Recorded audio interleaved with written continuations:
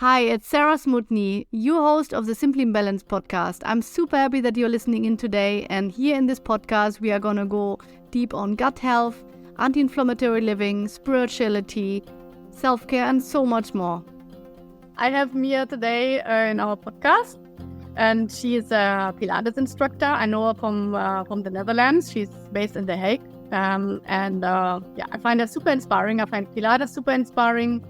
And especially her journey, it's super inspiring. So let's directly hop in. Mia, how are you today? Maybe you want to say something about yourself. Maybe not. Let's just directly hop in. Otherwise, in our topics.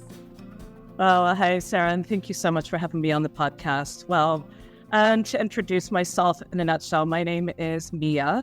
As Sarah said, I live in The Hague. Actually, the Netherlands has been home for me for 11 years. I'm originally from the US. So I'm a mother of one human and one cat. And, I'm the founder of MIA Fitness and Pilates. So MIA Fitness and Pilates means meditation in action, which also happens to spell my name. And I'm very passionate about what I do, as I have not been fit by a long shot my whole life. So if I can do it, anyone can do it. Yeah. And especially I know how old you are, and you don't look at all your age. So you must do something good. Oh, you don't look your age either, Sarah.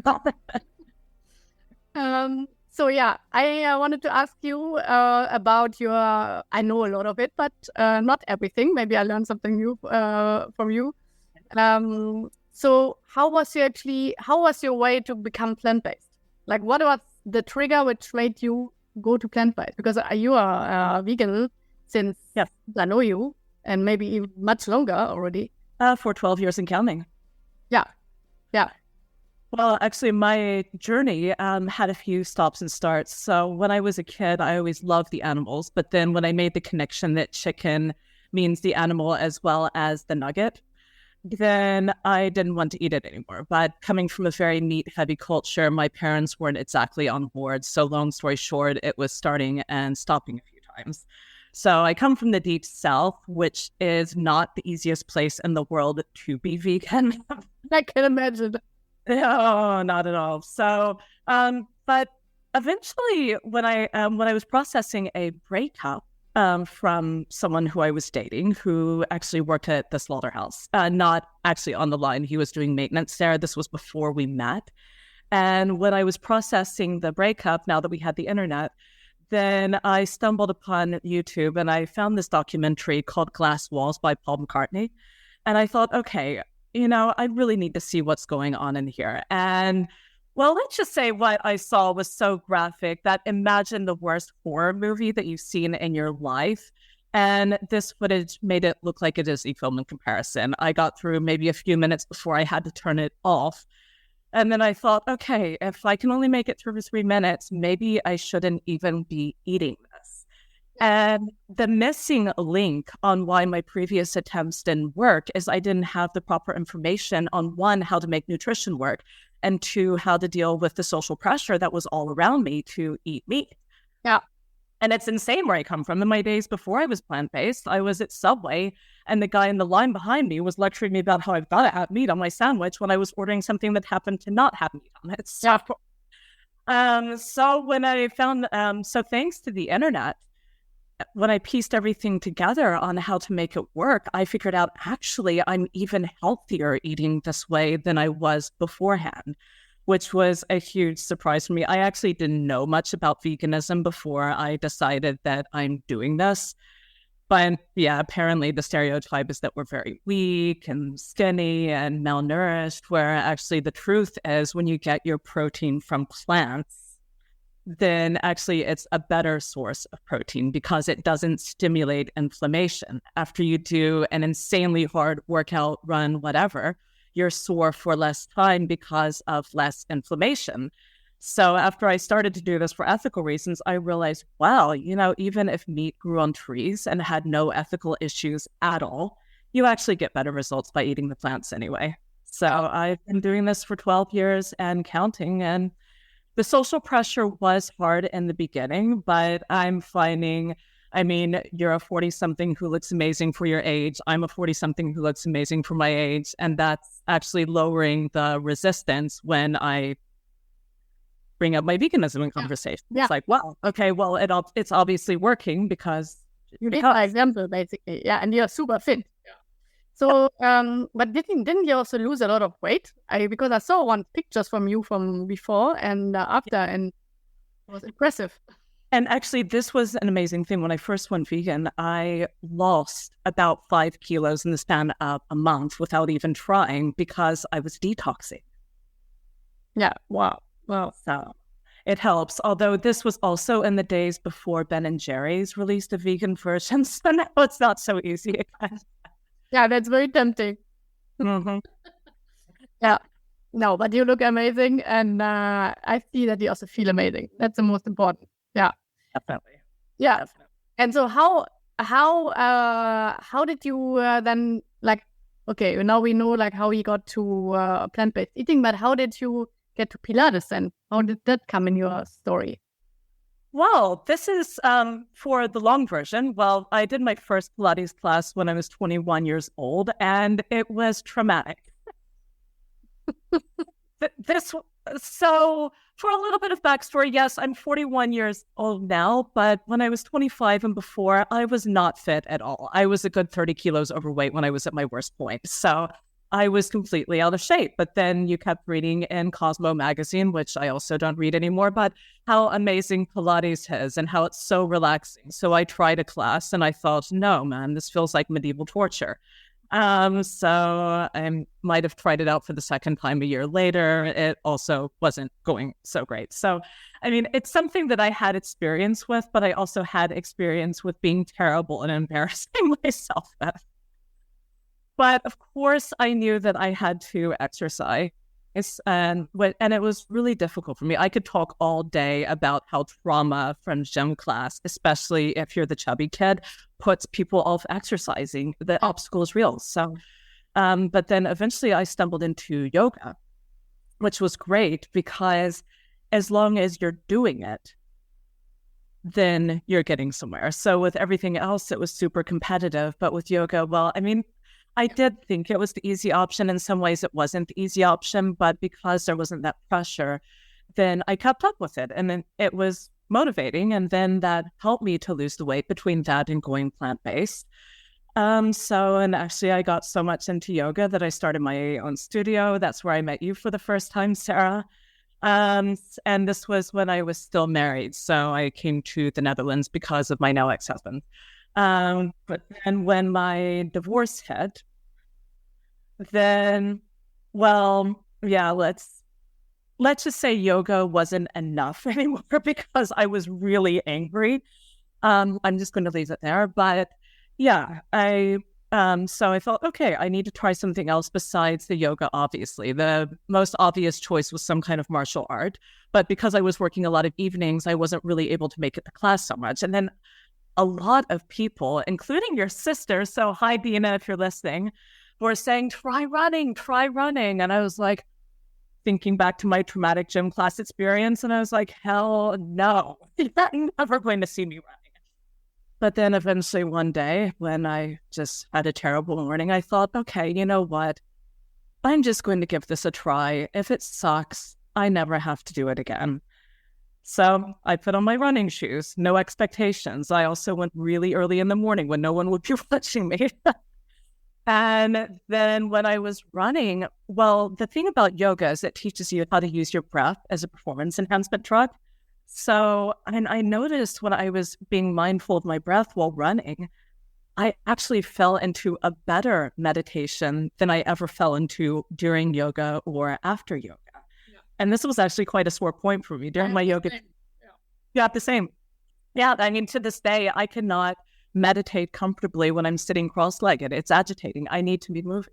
So then by running, I fell into a better meditation than I ever did while doing yoga. And it was part of my whole journey that made me realize, well, if I'm looking for a spiritual experience, yoga is not the only option when it comes to exercise. exercise, when you're mindful about it, can be a spiritual experience. Yeah. And then I fell a little bit too much in love with running, and I got my first injury a few months later. So when I got injured, I revisited Pilates again, and actually that's what saved me, and that's what really deepened my journey with it. And actually I found this time with Pilates, I was enjoying it because of what I learned through my yoga journey about using breath as the ultimate performance enhancement drug. So with a very specific training that Pilates can give, then that saved me. That set a good base. And now I don't get injured as often, but of course I still have to be mindful of it because I'm not exactly young anymore. But ultimately, I found that Pilates is the ultimate foundation for whatever you want to do physically. Yeah. So just to explain people, what is the difference between yoga and Pilates? Because even I asked myself this question. Well, for starters, yoga is about 5,000 years old. Pilates is about 100 years old. So there's a huge difference in the history of the two systems. But also with Pilates, the reason that it does confuse a lot of people is Joseph Pilates, who after whom the system is named, was partially inspired by yoga. He was also partially inspired by his background as a circus performer, as a wrestler. He was inspired by studying cat movements. So as a cat person, that really spoke to me. But then as far as how it's applied, well, the thing about yoga is it's amazing for flexibility. Some forms of yoga are also good for strength. So as an athlete, even though I don't teach yoga as often anymore, I would recommend that anybody who is an athlete do 1 or 2 good yoga sessions a week, just because flexibility is good for injury proofing. But as far as the strength training goes, Pilates is very focused. So I've never had a yoga session that can blast my glutes into oblivion as much as a Pilates session. And as a runner, you need stronger glutes, period. Yeah. So if you have specific goals, then Pilates is a lot more targeted. And also, as somebody who's not naturally flexible, then the Pilates approach to mobility is a great foot in the door in order to be able to do more with that. So you would recommend like once a week yoga, or like let's say a morning yoga stretch flowy, let's say the sun salutation or stuff like that, for waking up your body and stretching and everything. And then how much per week would you do like Pilates, just to see? Well, actually, as far as yoga goes, personally, if I have the opportunity to do it right after a long run, that's when I prefer to do it. Okay. Because stretching after every run is super important. Of course, my schedule doesn't always allow that, but that's what I prefer if I have the chance to do it. So as far as starting my day goes, running is perfect for that. Yeah. With Pilates, the thing is you can break it up into bite-sized chunks very easily. So instead of saying do it certain number of times a week, I would say actually go for a total of 2 hours a week, broken up into at least 2 sessions in order to get the best results. But if you're short on time, so if you're doing Pilates 6 days a week for 20 minutes at a time, then that would build up to the 2 hours. Okay. That you're... Yeah, great. And especially right up. Pardon? I'm ready to sign up to your online class now. One other thing about that, if you really want good results with that, do it immediately after your run when your muscles are gassed anyway, and then you'll get more bang for your buck. Okay. Yeah. Because I'm very much into strength training at the moment, but I don't like so much fitness studios. So that's why Pilates sounds hyper interesting for me. So really, so what do you say? This is also like, let's say for people who are wanting to do weight training or really doing it, is this a replacement or is it on top? No, it's a really good compliment. And actually, it's good that you asked that, because my approach with my clients or students who are just getting off the couch is focus on Pilates first, because it's a great foundation. The difference between Pilates and weight training is with Pilates, you're getting the smaller supportive muscles. So for example, in your shoulder, the rotator cuff.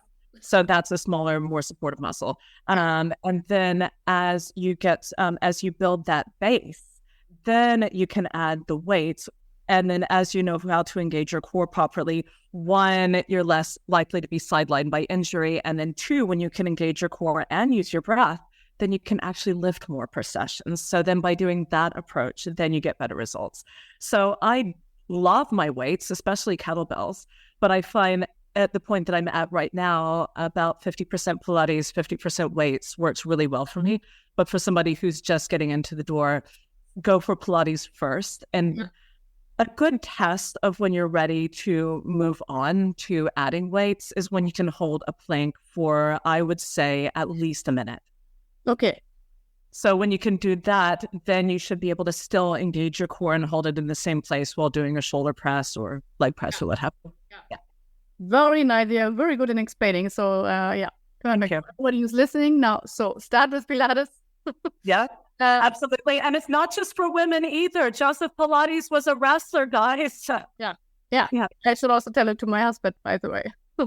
So now that we're talking about sport and everything, so how do you practically, how does a day look in your nutrition? How do you cover your proteins? Because that it's probably a question a lot of our listeners are asking themselves. Okay, well, one thing I do want to say first is whether or not you're plant-based, your body cannot digest more than 2 kilos of protein, 2 grams of protein per kilo of body weight.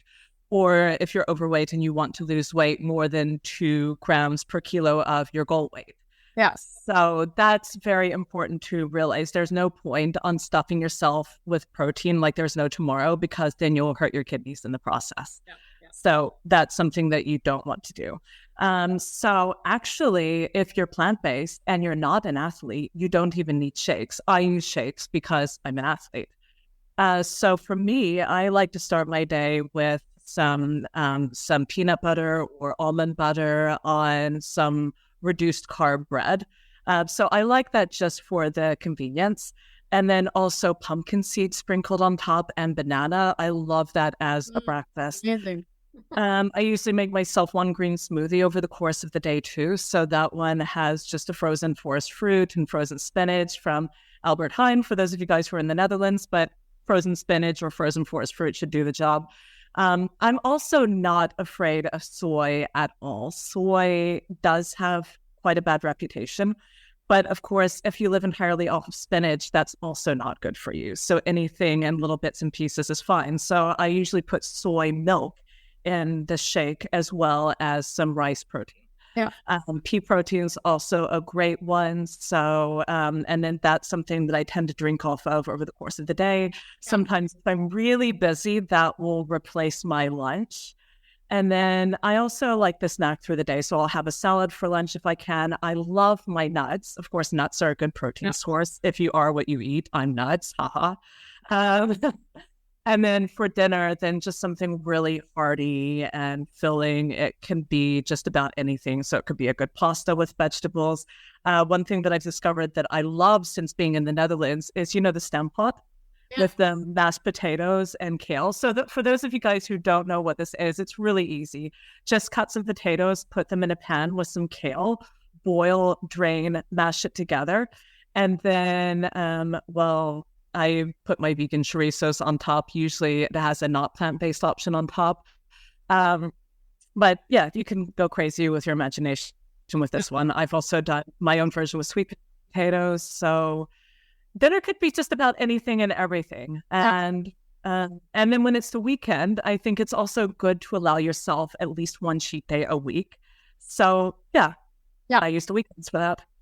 Yeah. And then you just have your Ben & Jerry's vegan ice cream. Actually, I don't remember the last time I've had vegan Ben & Jerry's ice cream, but if you asked me like 6 years ago when my divorce was fresh, it was at least one a day and then I was running it off. Yeah, we all have these moments as well. But great idea. I love this dumpot idea. I will certainly try it also as well. And you also inspired me now with bread with banana and peanut butter or other bananas in this. I sprinkle pumpkin seeds. Pumpkin seeds are good to sprinkle on things that don't add much taste. Also hemp seeds. Hemp seeds, because they have less taste. Yeah, and they give this crunch. Yeah, exactly. I could talk about food all the time. No, but just the juices and my inspiration is, triggered by what you just told me. So, you see, everybody who is listening, it's very, very easy. And you see, she's just bits and pieces adding protein. Like there's the nuts, there's a shake, there's the peanut butter, there's the curry or stampot with coming in little pieces in the whole day, and at the end you come to this 1 to 2 gram per body weight. Exactly. So for most people, 1 gram is enough, I would say. But then if you're slightly more active, 1.5 grams. Yeah. And if you're an athlete, yeah.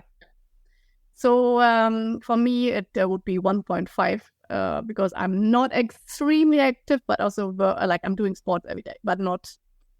So I think I would be 0.5 category if you were my client. Yeah. So how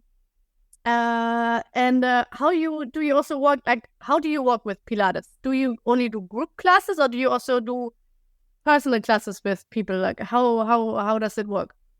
I actually do a combination. So right now, I teach on Tuesday and Thursday evenings in The Hague.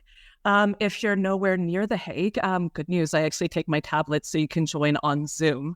So anyone can join this. And then I also give personal training. So with personal training, this can either be at your house, it can be outside if the weather is nice, it can also be on Zoom. So, and this has been the silver lining of the pandemic. It's really changed my business model and made more people open to Zoom. So I've had people take my sessions with them while traveling. And it's, so that's the business model I've been running with for a few years. My YouTube channel has just begun a few weeks ago. As a door to some other projects that I'm brewing up in my head. So like Pilates for beginners course, Pilates for weight loss course, and amazing. So interesting. Maybe even a book. We'll see. We'll see where we are in a few years. Yeah, I really will follow your journey. So basically, how does a day in your life look like? Just now as a very sportive, plant-based person who's very very active and motivated like you are. So how does a day look in your life? Just for everybody who's listening, as an inspiration. Well, of course, this greatly depends on if it's my turn with my son or my ex's turn with my son. Yeah, okay, but let's say the days where you don't have your son. On the days where I don't have my son, then I usually wake up, I start my day with a run, and then I come back, I have breakfast. Morning tends to be the busiest period with personal training clients. But then it wildly depends on my schedule. So if I have a 7:30 client, then I'll just find the first gap that I have in the morning to do my run. Yeah. So after the client, then, yeah. Exactly. So, and then the afternoon, sometimes there's clients, it's usually more for admin work, creative work, et cetera, et cetera. Yeah. And then there's the 2 evenings a week where I teach in the evening. Yeah. I also have a membership to a gym here with a swimming pool. So that's something I tend to do a lot during the afternoons whenever I've got enough of a break in my schedule. Yeah, nice. I see that you're putting a lot of self-care in your days as well. Yes. Lots of, yeah. So that's very, very inspiring. Like that you always think, okay, what do I need today? Well, honestly, I did a very bad job of this before my divorce. I mean, my divorce changed a lot of things. And I was raised just as were a lot of women where I grew up with the mentality that you put yourself last, you put your husband and your kids first. So that kind of toxic thinking. A lot of what really shifted my mindset on that one, though, was realizing that, okay, if my motivation is to be there for my son, I actually do a better job of being there for him by putting myself first. Yeah, because you're the source of energy for him. So basically, you have it full. Absolutely, and that's where so many people get it wrong. So, and then you're much happier doing it that way too. So now I completely understand the oxygen mask analogy that you hear. What you hear always in the plane, put your oxygen mask on. Absolutely. Yeah, Absolutely. so that it's really a sentence you hear so much and nobody really takes it serious anymore, but it is to the point. It's why in this moment it's said to, like, why is this a rule for this very life-changing, life-saving moment? And why shouldn't it then not be the rule for daily life? Like, you know what I mean? Just thinking about it, it's very, very mindset changing. And I think when you approach it as far as looking at the big picture goes, well, of course, your motivation should be to take care of yourself and your family. But when you think it of as when you put yourself first, you do a better job of taking care of your family anyway. I think that would reach more people if you put it like that. Yeah, indeed. Yeah. So do you have anything last message to our listeners? What has to go out in the world before we end this amazing episode with you? Well, what has to go out in the world? Well, one thing I did want to mention during this interview actually is my approach is based around using your breath as a performance enhancement drug. I briefly touched on that earlier with yoga, but this is what I explained to all of my new clients. So your breath is your ultimate performance enhancement drug. It's better than steroids. It's cheaper. If you run, it won't get you banned from any competitions. So that's ultimately when you learn how to use your breath first, then you can start to use your body effectively where you weren't able to before. So my approach to fitness is making it accessible. And that's a lot of what I'm on a mission to shake up. You find this a lot in Pilates, also a lot in any other form of fitness, really, that it can be quite elitist and exclusive. And I have a vision that fitness should be available to anyone, regardless of fitness background, regardless of income level, regardless of anything. Yeah. So this is a lot of why I've finally started my channel, because I feel like that my approach could help a lot more people than just the people who I've been seeing locally. Yeah. So if you want to see more, go to YouTube, MIA Fitness and Pilates. Subscribe. I'm aiming to upload one new video a week, but then of course, we'll see. Life happens, sometimes. Exactly, life happens, but that's my goal, one a week. So definitely like, subscribe, and then if you're on my Instagram, also MIA Fitness and Pilates, then you'll stay updated of any new projects I might have thought of since we recorded this podcast. Yeah, amazing. Anyway, I put all the links in the show notes. You will find them also there. So make sure, follow Mia. She's amazing, and I'm very, very, very much motivated now to do the Pilates with you. So thank you so much, Mia. And everybody else, have a great day whenever you're listening to this. And thank you for having me, Sarah. And everyone who's listening, have an amazing day.